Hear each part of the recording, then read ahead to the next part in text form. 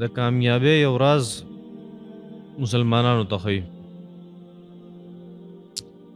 د کامیابی راز دا دی چې ستا او د الله جل شانو په منځ کې یو واسطه پکار ده او د هغې واسطې په ذریعه باندې به ته کامیابېږي. دغه الله جل شانو ښیي. الله فرمایي یا ایها الذین آمنوا ای ایمان والو اتقوا الله د الله نه ویریږئ وابتغوا لټوئ الیه د الله طرف ته الوسیلة واسطه وجاهدوا فی سبیله د الله جل شانه په لار کې تاسو کوشش کوئ لعلکم تفلحون د دې دپاره چې تاسو کامیاب شئ. تفسیر د دې آیت مبارکه دا دی چې الله جل شانه مسلمانانو ته وایي چې اتقوا الله د الله نه ویریږئ. تقوا دا د الله جل شانو احکامات بجا راوړو ته وایي. دی آسان تعریف دی. د الله جل شانو چې کوم احکامات دي هغه په دوه قسمه دي. یو هغه قسم دی چې الله جل شانه د هغې د پرېښودو حکم کوي، او یو هغه قسم دی چې الله جل شانه د هغې د کولو حکم کوي.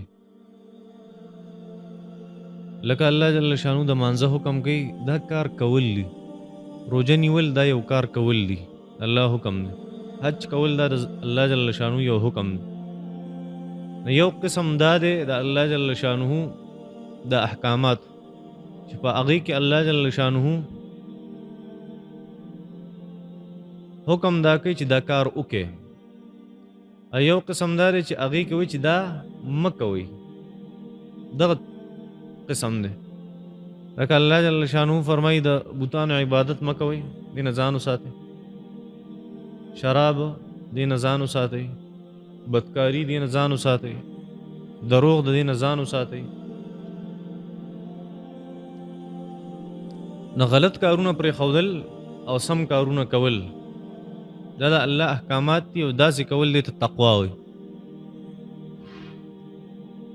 نه الله جل شانه دا څه کارونه کول او څه پرېښودل دی په ظاهري اعمالو کې دا قسمونه الله جل شانه جوړ کړي دي او په باطني اعمالو کې هم دي.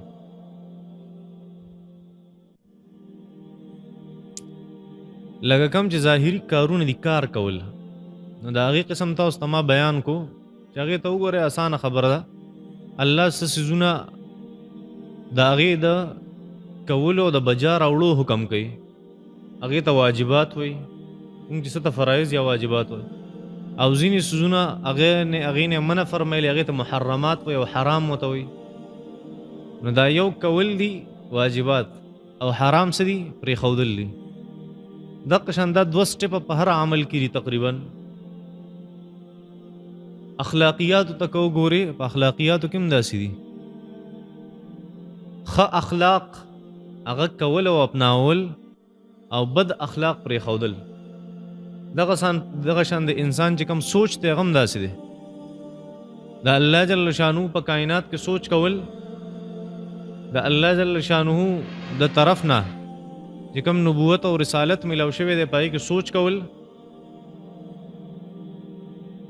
او چې کوم شکوک او شبهات دي هغه پرېښودل. دغه دوه قسمونه په سوچ کې هم دي، فکر کې.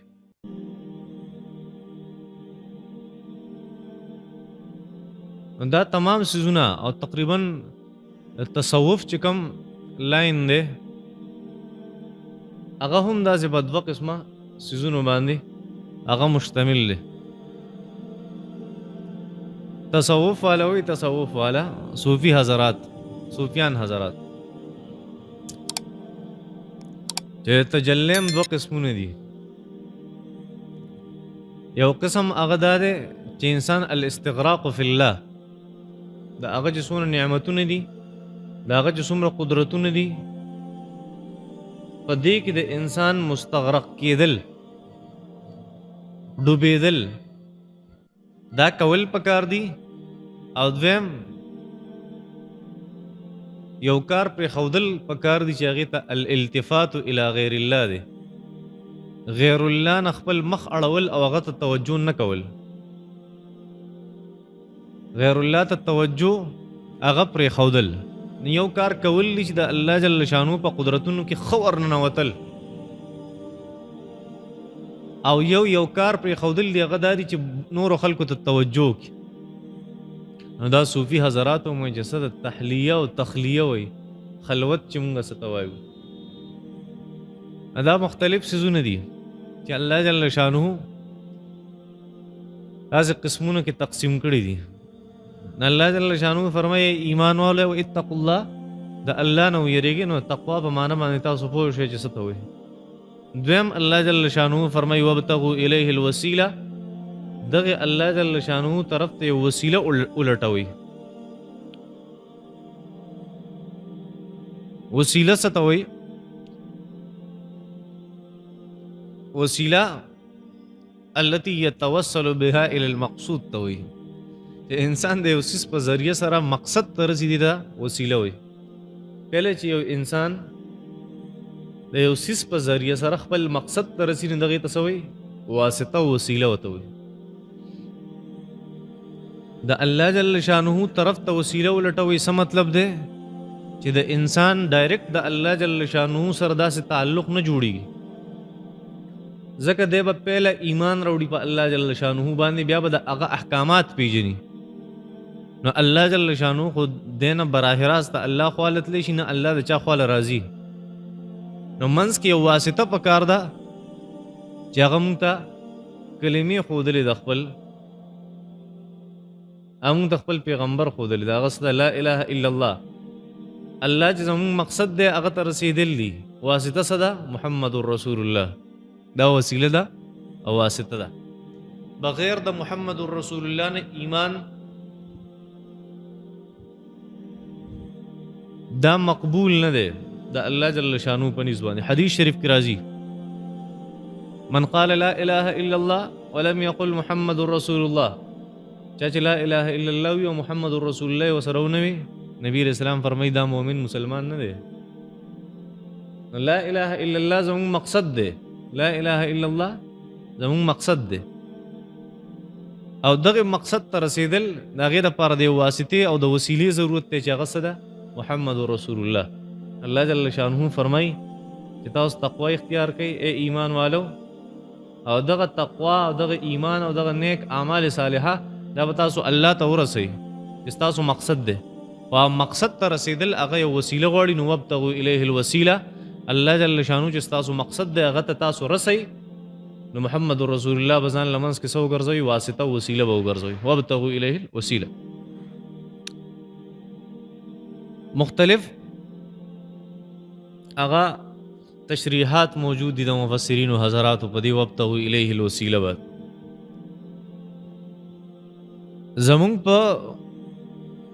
زمونږ عقیده دا ده زمونږ مذهب دا ده زمونږ مسلک دا ده زمونږ طریقه او قانون دا ده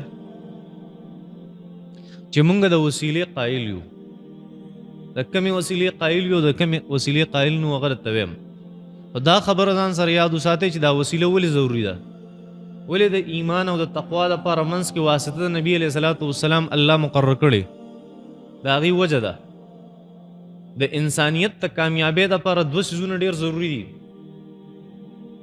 یو قانون او یو مثال یو قانون او یو مثال دا ډیر ضروری سیز دی الله جل شانه چې د شورونه انبیاء کرام را لېږلي دي نو د انبیاء کرام په لاس کې الله جل شانه یو شریعت هم دلې دی او پیغمبر له ورکړی دی پیغمبر راغلی دی دا پیغمبر د خلکو د لپاره مثال او نمونه او دا شریعت هغه قانوني دوه خبر ډیر زیات ضرورت ته انسانیت ته یو د قانون یو د مثال قانون کی نو د عام انسانیت لپاره د اغین خپل فائدہ پاغي کې خپل فائدہ لټول او د اغین اخص کول او پاغي باندې عمل کول پاغي قانون باندې هغه مشکلی تر څو پورې چې مثال نه موجود چې مثال او هغه شخصیت و تداوخ چې په دې قانون د الله جل شانو کې سدي نه که شخصیت نه په قانون څوک نه پوي او که قانون نه شخصیت څه فائدہ نشته. مرسته په خبرو نو صرف پیغمبر را لېګل دام کافی نه، صرف قانون را لېګل دام کافی نه. یو کتاب رو د میډیکل کتاب دی کنه، د میډیکل هدي د لپاره څه ضرورتي د استاد ضرورتي، یعنی زه تا تقدم ته د ډاکټر شي کنه، د میډیکل کتاب ستا مخه تقدم ته د ډاکټر شي کنه، څوک ډاکټر کېدی شي. د میډیکل کتاب به نو ته به ډاکټر شي، خو په شرط د دې باندې چې ډاکټري تا ته څوک وښیي. نه رسېږي په دې خبرو باندې. ځکه ډېر خلک داسې ګمراه چې هغوی صرف مطالعه کړې وه، منځ کې استاذ نه و موجوده، نه هغوی ګمراهۍ طرف ته لاړه. او مخکې تاسو ته ما په دې آیت باندې ویلي ولکن کونوا ربانیین بما کنتم تعلمون الکتاب وبما کنتم تدرسون. او په دې کې مې درته ویلي چې قانون، کتاب او شریعت دا هر څه به موجود وي، خو چې منځ کې یو شخصیت موجود نه، استاذ موجود نه، انسان ګمراهۍ طرف ته ځي. نه رسې په دې باندې. ځکه د قانون او د کتاب د هغې په مزاج باندې هغه څوک پوهېږي چې د هغه د هغې ذات سره مضبوط تعلقي کوم ذات چې قانون را لېږلی. الله جل شانو قرآن مجید راولېږو، نو په قرآن مجید څوک پوهېږي؟ منځ کې یو شخصیت الله جل شانو راولېږو، جناب محمد رسول الله صلی الله علیه وسلم، چې هغه شخصیت مونږ ته دا وښوده چې قرآن څه شی دی، هغه مونږ ته ایمان وښوده، هغه مونږ ته اعمال صالحه، هغه مونږ ته تقوا او پرهیزګاري، هغه مونږ ته دین وښوده، هغه مونږ ته شریعت وښوده. که نه داسې نه وه؟ نه الله جل شانه فرمای چې تقوا، اعمال صالحه، ایمان د دې پیژندل ضروري دي. پهلا پیژندلو لپاره الله جل شانه یو ذات را لېږلی، جناب محمد رسول الله صلی الله علیه وسلم، یو معلم را لېږلی. تعلیم بغیر معلمه دا ډېر مشکلي. ځکه الله جل شانه د قرآن مجید سره څوک راولېږو؟ جناب محمد رسول الله صلی الله علیه وسلم. الله جل شانه فرمایي ایمان والو د الله نه ویریږئ، او ایمان راوړل او تقوا د الله نه یریدل هغه به څه؟ هغه په یو واسطه سره نو وابتغوا الیه الوسیله، دغه الله جل شانه طرف ته یو وسیله مو لټوي، یو واسطه مو لټوي چې هغه د نبی علیه الصلاۃ والسلام واسطه. د هغه اهمیت آیا واسطه صرف د نبی کریم صلی الله علیه وسلم درسته ده که نور څیزونه هم درسته ده؟ مونږ وایو چې عبادت صرف د الله جل شانه پکار دی، عبادت صرف د الله جل شانه پکار. د الله جل شانه سره په عبادت کې څوک شریک ګرځول دې ته څه وایي؟ شرک ورته وایي. دې ته څه وایي؟ شرک ورته وایي. عبادت صرف د الله جل شانه دی، خو د الله جل شانه طرف ته چې ستا او د الله په منځ کې کومه واسطه جوړېږي، هغه هره وسیله ته اختیارولی شي، هغه هره وسیله ته اختیارولی شي، خو په شرط دی چې د هغې وسیلې حکم الله جل شانه کړی. په شرط دی چې الله جل شانه د هغې وسیلې حکم کړي. ځکه بیا بت پرست خلک هم وایي مونږ خو عبادت ته دې بګوان کوو، خو مقصد مو څه دی؟ ایشور، مقصد مو هغه الله جل شانه دی. نه نه، وسیله درسته ده، هره وسیله چې انسان په الله جل شانه طرف ته رسي، خپل مقصد ته رسي. خو شرط ولې څه دی؟ شرط ولې دا دی چې هغه وسیله الله جل شانه ښودلي، زموږ شریعت ښودلي. او پیغمبر الله جل شانه یو واسطه وسیله مقرر کړی چې هغه موږ ته الله جل شانه ښیي چې الله جل شانه ته به څنګه رسي. قرآن مجید هغه وسیله ده چې الله جل شانه طرف ته موږ رسوي. داسې د الله جل شانه نومونه داسې یو وسیله ده په منځ کې چې هغه موږ الله جل شانه ته رسوي. دا وسیلې دي، وسیلې. زموږ نیک اعمال داسې څیز دی چې هغه موږ الله جل شانه طرف ته بوزي، الله خپل مقصد ته رسوي، اعمال صالحه. نو ځکه موږ وایو چې الله جل شانه طرف ته هغه وسیله چې هغه د ذاتونو په شکل کې، د انسانانو په شکل کې، او که هغه د انسان نه علاوه د اعمالو په شکل کې، خو دغه دواړه وسیلې او واسطې ته ګرځولی شي الله جل شانه طرف ته. الله جل شانه فرمایي څه وایي؟ دلته وایي نبي علیه الصلاۃ والسلام وسیله وګرځوه د خپل ځان لپاره. دا یو ذات ښیي الله جل شانه چې نبي علیه الصلاۃ والسلام یو انسان ښیي، یو پیغمبر ښیي. یا الله جل شانه د قرآن باره کې فرمایي چې وابتغوا الیه الوسیله، دا قرآن د خپل ځان لپاره واسطه جوړه چې الله جل شانه ته تو رسي. یا الله جل شانه بل ځای کې فرمایي فلله الاسماء الحسنى فادعوه بها. دا الله جل شانه ښایسته نومونه دي، هغه نومونه هم ته په منځ کې واسطه جوړولی شي. فادعوه بها، یا اعمال صالحه خپل نیک اعمال هغه وسیله جوړول شي. ګور نه بخاری شریف کې روایت ته چې یو درې کسان هغه په غار کې بند شو د طوفان د لاسه او ګټ پر راپریوت او هغه د غار هغه خله بند کړه. هغه څه ویلی ولته یاد وي یا سه یا الله ما یو نیک عمل کړی دی بل د مور پلار مې ډېر ذات خیال ساتلی دی بهر به ووتم چې کور ته به رالم هغې پورې به مې چاله څه نه ورکول خپلو بچو له خوراک څو پر چې خپل مور او پلار له خوراک نه ورکړی.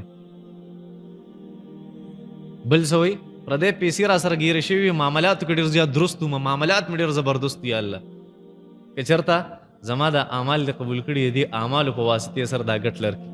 بل څه وایي خدایه ما خپل شهوات هغه کنټرول کړو دا زما یو نیک عملو یا الله دې په وسیلې باندې څه وکړي دا ګټ لرکړي. ګټ لاړو ختم شو ختم نشو رغړېدلې او که نه ورغړېدلې دا د نیکو اعمالو وسیله د الله جل شانو طرف ته خدایه چې ما دا کار داسې کړی دی چې دا ستا د رضا دپاره ما کړي خدایه زما دا کار داسې او دغه ترغیب نبی کریم صلی الله علیه وسلم ورکړي.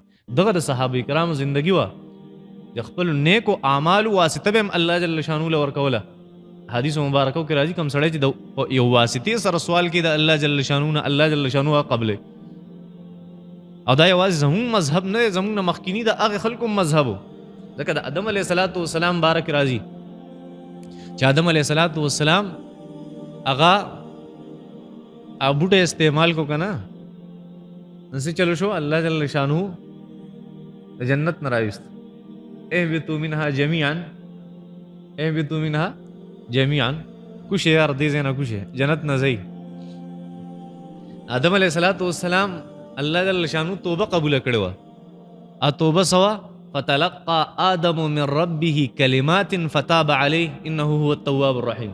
آدم علیه الصلاۃ والسلام یو څو کلمې زده کړې وې د الله جل شانو نه چې د هغې کلمات د وجې الله جل شانو څه وکړه د آدم علیه الصلاۃ والسلام توبه قبوله کړه. هغه کلمې څه وې احادیثو مبارکو کې مختلف راغلي احادیث مبارکو کې مختلف راغلي. یو ځل د روایت پیش کوم په مستدرک کې امام حاکم رحمت الله علیه صحیح روایت پیش کړي صحیح چې د آدم علیه الصلاۃ والسلام او په هغې باندې بعضې د هغې خلکو اعتراض دی کوم چې د وسیلې قایل نه دي خو صحیح روایت مستدرک کې امام حاکم رحمت الله علیه ذکر کړی. امام حاکم صاحب دا مستدرک نوم چې زه بار بار علمه که نه دا چې د امام بخاري او د امام مسلم د هغې نه کم احادیث پاتې شوي دي نو د کوشش کړی دی او هغه احادیث پیدا کړي او صحیح روایت د هغې د اصولو مطابق هغه ذکر کړي په مستدرک د هغه کتاب نوم دی ښه نو هغه احادیث چې د بخاري او د مسلم نه پاتې شوي دي هغه امام حاکم رحمت الله علیه په مستدرک کې ذکر کړي او د هغې په شرایطو ذکر کړي چې امام بخاري او مسلم کوم روایت ته صحیح ویلی دی نو هغې شرطونه د ده کتلي دي او په دغې احادیثو په کتاب کې هغه احادیث راوړي. نو په دغې کې یو روایت نقل کړی امام حاکم رحمت الله علیه چې کله آدم علیه الصلاۃ والسلام د هغه الله جل شانو په یو څو کلماتو باندې توبه قبوله کړې وه نو دا کم کلمات وی دا حضرت آدم علیه الصلاۃ والسلام فرمایلو چې یا الله زما توبه قبوله کړي او د محمد رسول الله په واسطه باندې د چا په واسطه باندې محمد رسول الله په واسطه باندې صلی الله علیه وسلم.